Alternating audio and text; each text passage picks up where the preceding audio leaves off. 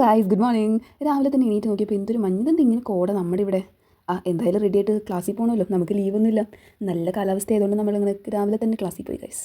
എൻ്റെ കോളേജ് ഇതേ ഈ കാണുന്നതാണ് നമ്മുടെ കോളേജ്. നോക്കൂ ഗൈസ്, അതാ ഇവിടെ saint Xavier's college for women's Aluva. Women's college ആണെങ്കിലും അടിപൊളിയാണ്, ഒന്നും പറയാനില്ല. നല്ല കോളേജാണ്, നല്ല വൈബാണ്. പിന്നെ പഠിക്കണ കാര്യമാണ് ഗൈസ് കുറച്ച് ബുദ്ധിമുട്ട്. എടുത്തോ പിടിച്ചോ എന്ന് പറഞ്ഞാൽ ആരും ഓടിച്ചാടി പോയി PG എടുക്കരുത്. എടുത്താൽ ഇതുപോലെ പെട്ടിരിക്കും. എന്നാലും ഞങ്ങളുടെ സന്തോഷം കണ്ടില്ലേ, പെട്ടതിൻ്റെ സന്തോഷമാണത്. ഇനി ഒരു കാര്യം, മോൾ ഏതാ പഠിക്കുന്നത്, ഏതാ എടുത്തേ? MA English language and literature. അത് സിമ്പിളല്ലേ, അതിൽ കുറച്ച് കഥകൾ പഠിച്ചാൽ പോരെ, കുറച്ച് കവിതകൾ പഠിച്ചാൽ പോരെ, എന്നിട്ട് കുറേ ഒരു 5-6 പേജങ്ങ് എഴുതിയാൽ പോരെ, പാസ്സല്ലേ. ഇങ്ങനെ ചോദിക്കുന്ന ചേച്ചിമാരോടും ചേട്ടന്മാരോടും അനിയന്മാരോടും അനിയത്തിമാരോടും ഒരു കാരണവശാലും നിങ്ങൾ ഈ പറയുന്ന പോലെ ഒരു സംഭവമേ അല്ല ഈ MA English language and literature.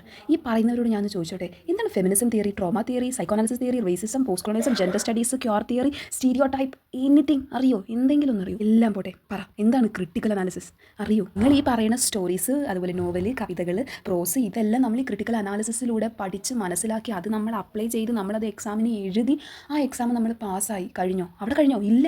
ഇനി നമ്മുടെ ഏറ്റവും വലിയ കടമ്പ PG പ്രൊജക്റ്റ്. ആ ഒരു പ്രൊജക്റ്റ് നമ്മൾ ആരും എടുക്കാത്ത തിയറീസ് നമ്മൾ എടുത്ത് നമ്മൾ ഇതുവരെ കൊടുക്കാത്തൊരു വർക്കിൽ കൊടുത്ത് അതിന് ഇന്നത്തെ പ്രസൻറ്റ് ടൈമിൽ റെലവൻസ് ഉണ്ടോ എന്ന് നോക്കി നമ്മൾ അപ്ലൈ ചെയ്ത് അത് കഴിഞ്ഞൊരു വൈവ എന്ന് പറഞ്ഞൊരു സംഭവമുണ്ട്. അതും കൂടി കഴിഞ്ഞിട്ടാണ് ഗായ്സ് PG സ്റ്റുഡൻസ് പാസ്സാവുന്നത്. അവരെ നോക്കിയിട്ട് PG ഇത്ര സിമ്പിളാണെന്ന് പറഞ്ഞാൽ എങ്ങനെ ഞങ്ങൾ അംഗീകരിക്കും? നിങ്ങൾ പറ. അതൊക്കെ അവിടെ ഇരിക്കട്ടെ.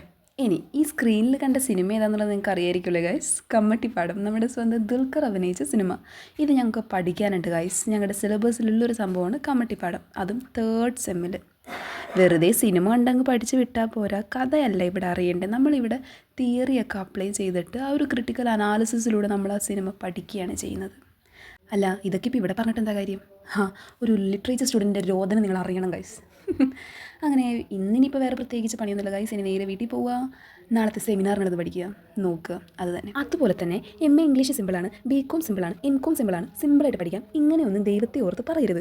ഓരോ സബ്ജക്റ്റ് പഠിക്കുന്നതിനും അതിൻ്റേതായ ബുദ്ധിമുട്ടുകൾ ആ പഠിക്കുന്ന സ്റ്റുഡൻസിനെ അറിയുള്ളൂ. അതുകൊണ്ട് അവരുടെ അടുത്ത് ചെന്നിട്ട് ഇതുപോലെയുള്ള വർത്താനം ദൈവത്തെ ഓർത്ത് ആരും പറയരുത്, ചോദിക്കരുത്. എനിക്കത്രേ പറയാനുള്ളൂ. അതുപോലെ തന്നെ ഈ സിമ്പിളാന്നുള്ളടത്ത് കേട്ടിട്ട് എടുത്ത് ചാടി നിങ്ങൾ ഒന്നും എടുക്കാനും നിൽക്കരുത്. നിങ്ങൾക്ക് ഇഷ്ടപ്പെട്ട ഇൻട്രസ്റ്റ് പേപ്പർ നിങ്ങൾ പഠിക്കുക, ഇഷ്ടം പോലെ മനസ്സറിഞ്ഞ് സന്തോഷത്തോടെ പഠിക്കുക. അല്ലാതെ വീട്ടുകാർ ഫോഴ്സ് ചെയ്തു, നാട്ടുകാർ ഫോഴ്സ് ചെയ്തു, ചേട്ടൻ അത് പറഞ്ഞു, ചേച്ചി ഇത് പറഞ്ഞു, സിമ്പിളാണ് എന്നൊക്കെ പറഞ്ഞ് നിങ്ങൾ പോയി എടുത്താൽ നിങ്ങൾ പെട്ടു. അങ്ങനെ കുഴിയിലൊന്നും പോയി ചാടരുത് ഗൈസ്.